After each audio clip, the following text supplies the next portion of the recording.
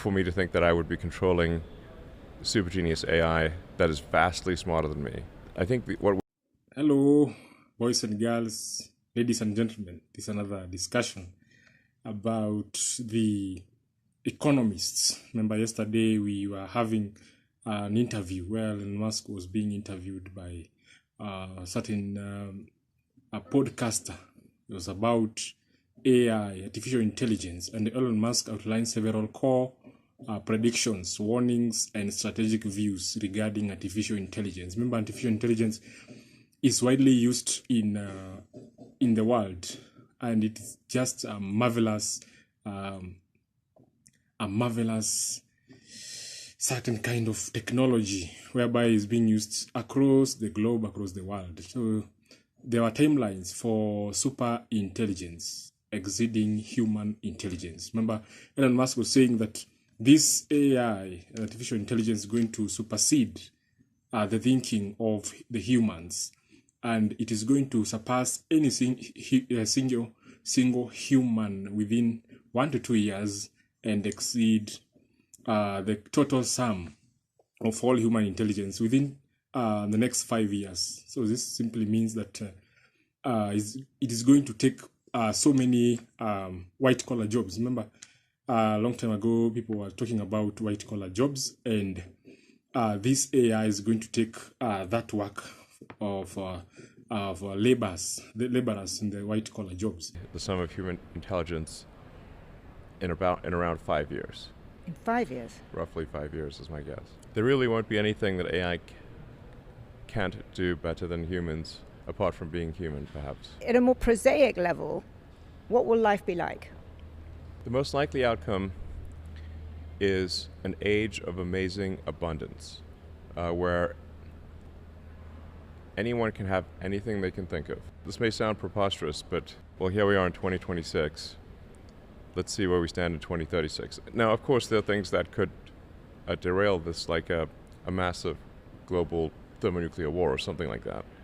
But assuming that there's not World War III, I think we're headed for an age of amazing abundance. So this is, I guess, a message of optimism and excitement about the future. It would be an exercise in vanity for me to think that I would be controlling super genius AI that is vastly smarter than me.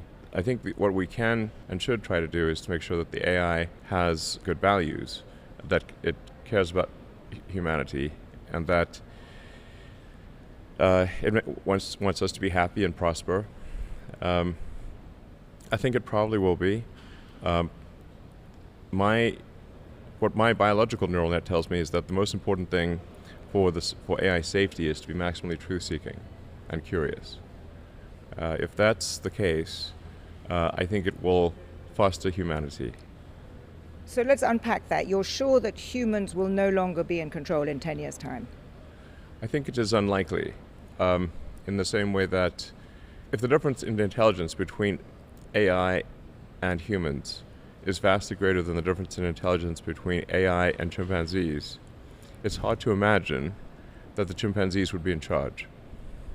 I'm really and struck we are by this. essentially an evolved form of chimpanzee. So it wasn't that long ago that we were swinging through the trees, eating bananas in the jungle. And we still eat bananas. And also going to shift in control. In 10 years, human will likely no longer be in charge of the world. So it means that it's going to be somehow, dangerous. In this case, you're supposed to be open-minded, and we are supposed to accept what is going to come, but we're supposed to also control the use of AI. You also talked about robots, whereby I was also talking about bridging digital and physical. Musk emphasizes that digital AI alone is limited because it cannot manipulate the physical world. Remember, the physical world is something that cannot be manipulated. Even in the making of images, whereby people are using AI to make images, but you cannot manipulate each and every detail of the physical world. Remember, there are certain facets of the images that are not easily manipulated. Even the background, you can easily tell that some kind of images are from AI, but some of them cannot be easily manipulated. Some of them, and some of them can be. They look like really real deal. And also, he's talking about the role of Optimus, realizing its AI full potential requires physical end effectors in the form of humanoid robots like Tesla. Remember, Elon Musk is the founder of Tesla and also the electronic vehicles and also the CEO of the X Space, and whereby he discovered all this. But in this case, whereby robots are going to take shape and atoms and perform physical labor. And you've seen that even in China, whereby robots are doing physical labor, actually, even in hotels. Saw a video where podcaster, a very famous podcaster in Kenya, Ikonini, Mwafrika, was in some time back. He was in China, and we saw robots being used as laborers, and they were delivering some goods. And in this case, means that people from the Uber industry are going to be off the market because of the use of AI. Also, the quasi-infinite economy. What is the meaning of this? The quasi-infinite economy. This is the combining vast digital AI with millions of humanoid robots will unlock virtually limitless productivity. So, the sense where we are talking about the disadvantages, there are also advantages of the use of AI. Remember, we cannot simply use all of our labors as humans. We are also going to rely on robots and AI. Remember, nowadays there are so many things in the world, so many activities that are going on, and we rely on AI in computing. Remember, a long time ago, humans, it was a department whereby as kind of individual, an individual will be placed in certain kind of department and will be referred to as a computer, and he was used to compute infrastructure and also other tasks that were given to him or her. Energy and chips highlights that scaling AI relies heavily on raw compute power, massive chip clusters, and vast energy infrastructure.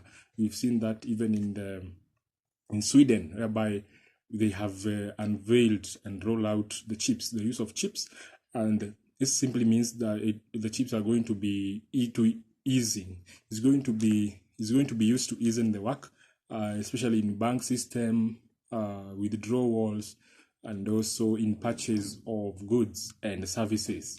Global competition means that views global AI advancement as unstoppable and identifies China as a formidable competitor in both AI algorithms and robotic manufacturing. China is a very huge economy, and China is even targeting 300 years from now, where will it be? So this tells us that also in other countries and other parts of the world that we should also aim in terms of years, so many years, like 100 years, 200 years from now, where will we be? Yeah, so China has been a formidable competitor in terms of the use of AI, and we've also seen other parts of the world whereby ICT has been introduced in so many sectors, so many ministries to be implemented. So keep on tasks, keep on